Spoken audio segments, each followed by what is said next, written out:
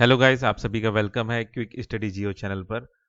आज इस वीडियो का जो टॉपिक है वो है मिनेस ऑफ माइक्रोप्लास्टिक। ठीक है, तो मिनेस का मतलब होता है खतरा। तो माइक्रोप्लास्टिक का क्या खतरा है उसे जानते हैं, उसे देखते हैं। ठीक है। As the world moves toward the finalization of global plastic treaty. ठीक है, तो जो दुनिया है ग्लोबल प्लास्टिक ट्रीटी की ओर बढ़ रहा है फाइनलाइज करने के लिए, जिसमें क्या किया जा रहा है कि जो माइक्रो प्लास्टिक का जो पॉल्यूशन है उसको कम करने का कोशिश किया जा रहा है। Has become a urgent priority, और ये बहुत ही ज़्यादा अर्जेंट प्रायोरिटी है। ठीक है, demanding a multi prolonged approach involving regulation, innovative technology and global cooperation. ठीक है, तो मतलब इसको रोकने के लिए ये सब चीज़ों का करना जरूरी है, ये सब अप्रोचेस का निभाना जरूरी है। ठीक है। What are microplastics and their classification. अब माइक्रोप्लास्टिक क्या है और उसकी क्लासिफिकेशन क्या है उसको जानते हैं। प्लास्टिक जो कि less than 5 millimetre in dia है, ठीक है, फॉर्म्ड थ्रू फ्रेगमेंटेशन और intentionally manufactured for specific use. ठीक है, तो ये आपका हो गया ये हो गया आपका प्लास्टिक। ठीक है, तो इसका क्लासिफिकेशन क्या है। ठीक है, मतलब ये हो गया आपका माइक्रोप्लास्टिक। ठीक है, अब इसका क्लासिफिकेशन क्या है। एक होता है प्राइमरी माइक्रोप्लास्टिक्स और दूसरा होता है सेकेंडरी माइक्रोप्लास्टिक। प्राइमरी माइक्रोप्लास्टिक्स जो होता है वो क्या है, जो मैन्युफैक्चर किया जाता है कमर्शियल यूज के लिए, जैसे कि आपका microbeads in cosmetics, plastic pellets and synthetic fibres. ठीक है, तो ये आपका प्राइमरी माइक्रोप्लास्टिक्स है। सेकेंडरी माइक्रोप्लास्टिक्स क्या है, जो कि पहले से लार्ज प्लास्टिक बन चुके थे, अब वो धीरे धीरे करके टूटते जा रहे हैं, ब्रेक डाउन हो रहे हैं। ठीक है, और वो है ना, such as water bottles due to solar radiation, ocean waves and mechanical force. ठीक है, तो इस वजह से जो भी प्लास्टिक है वो छोटे छोटे टुकड़े में होते जा रहे हैं, तो वो सारे प्लास्टिक क्या कहलाएंगे आपका आपका कहलाएंगे सेकेंडरी प्लास्टिक। ठीक है, तो ये सेकेंडरी माइक्रो प्लास्टिक। ठीक है, अब ये जो माइक्रो प्लास्टिक्स है उनका यूज कहाँ कहाँ होता है उसको जानते हैं।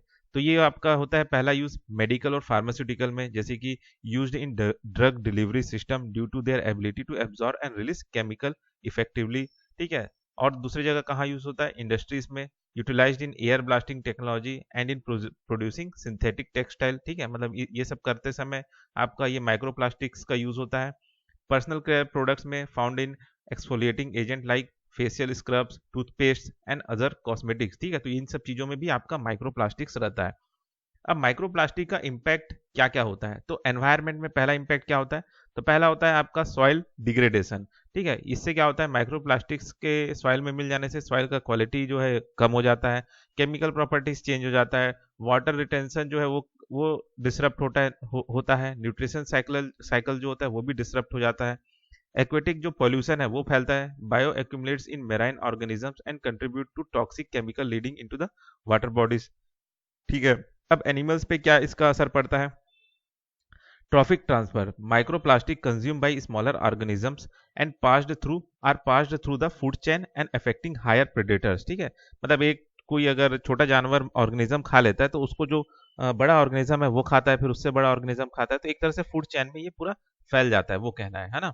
रिप्रोडक्टिव एंड ग्रोथ इम्पैक्ट भी होता है। ठीक है, कॉज्ड स्टंट ग्रोथ। ठीक है, मतलब ग्रोथ नहीं होता, बौने हो जाते हैं, रिड्यूस फर्टिलिटी हो जाता है, सेल डैमेज हो जाता है एक्वेटिक और टेरेस्ट्रियल स्पीसीज में जो भी इसको खा लेता है तो। ठीक है, ह्यूमन में इसका क्या इफेक्ट होता है, हाई हेल्थ रिस्क होता है। ठीक है, लिंक्ड टू ऑक्सीडेटिव स्ट्रेस होने लगता है, इन्फ्लेमेशन होता है, डीएनए डैमेज हो सकता है, disruption in metabolism and reproduction भी होता है। ठीक है, इस ये मतलब रिप्रोडक्शन में भी डिसरप्शन हो सकता है। ठीक है, ये सारे चीजें हो रहे हैं हेल्थ रिस्क को लेके। ऑर्गन एक्यूमुलेशन डिटेक्टेड इन, तो ये जो आपका माइक्रोप्लास्टिक है ये शरीर में और कहाँ कहाँ इकट्ठा हो गए हैं पाए जा रहे हैं, तो देखा गया कि ब्रेन में आपके ये सारे माइक्रोप्लास्टिक है वो डिटेक्ट हो रहे हैं, लंग्स में, प्लेसेंटा। ठीक है, इवन हर्ट टिश्यू। ठीक है, इससे क्या हो रहा है कि जो स्ट्रोक्स का रिस्क है वो बढ़ रहा है, हार्ट अटैक बढ़ रहा है, इम्यून डिसऑर्डर हो रहा है। ठीक है, तो ये सारी चीजें हो रही है। ठीक है, क्या क्या इसको लेके मेजर्स लिए गए हैं। ठीक है, तो ग्लोबल लेवल पे क्या मेजर्स लिया गया है, जैसे UNEA, United Nation Environmental Agency resolution लाया गया है।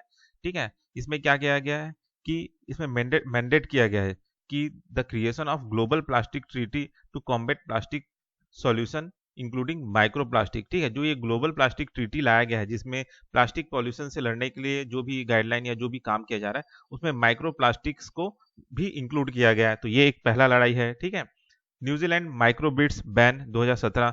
ठीक है, तो न्यूजीलैंड सरकार ने ये जो आपका माइक्रोबिट्स का जो मैन्युफैक्चरिंग है ना, या उसका सेल है, उससे रिलेटेड जो भी प्रोडक्ट है उसको बैन कर दिया है। ठीक है, इंडिया में क्या हो रहा है, ठीक है, तो इंडिया में लाया गया है आपका प्लास्टिक वेस्ट मैनेजमेंट रूल, ठीक है, 2016 में, फिर उसको अपडेट करके 18 में लाया गया, फिर 2024 में भी रूल फ्रेमवर्क तैयार किया गया। तो ये एक तरह का फ्रेमवर्क प्रोवाइड करता है, ये जो रूल है, जो कि मैनेज करता है, रिड्यूस करता है प्लास्टिक वेस्ट को। ठीक है, सिंगल यूज प्लास्टिक जो है उसको बैन करने का काम किया है, nationwide ban on item like plastic straw and cutlery to reduce plastic pollution. ठीक है, इंडिया प्लास्टिक पैक्ट्स लाया गया है, जिसमें ये क्या किया गया है कि जो इंडस्ट्रीज है उनको एनकरेज किया गया है कि अपना जो प्लास्टिक यूज है उसको कम किया जाए और रिसाइकलिंग प्रैक्टिस को बढ़ावा दिया जाए।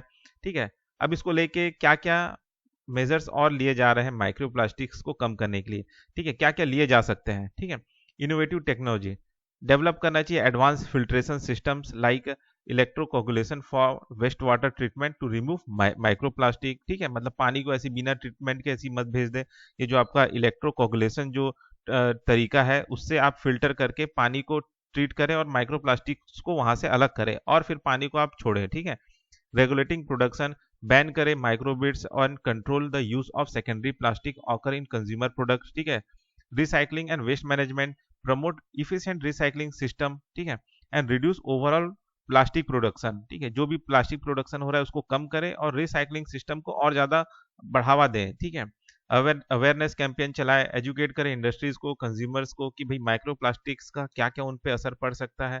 ठीक है, और भी और साथ ही साथ एनकरेज करें सस्टेनेबल अल्टरनेटिव्स का इस्तेमाल, सस्टेनेबल अल्टरनेटिव्स को इस्तेमाल करने के लिए उन्हें एनकरेज करें कि भाई प्लास्टिक की जगह आप ये कोई दूसरा चीज भी यूज कर सकते हैं जो एनवायरमेंटल फ्रेंडली है। ठीक है, standardised monitoring, implement global product for detecting and assessing microplastic concentration in the environment. ठीक है, मतलब जो भी क्या बोलते हैं माइक्रो प्लास्टिक कहीं भी एनवायरनमेंट में दिख रहे हैं तो उसे खोजें, डिटेक्ट करें और उसे एक तरह से मॉनिटर करके उसके हटाने का काम करें। ठीक है, तो उसका एक स्टैंडर्डाइजेशन होना चाहिए। ठीक है, ये कह रहे हैं तभी ये जो माइक्रो प्लास्टिक्स है हमारे जो अर्थ है वहां से हट सकेंगे।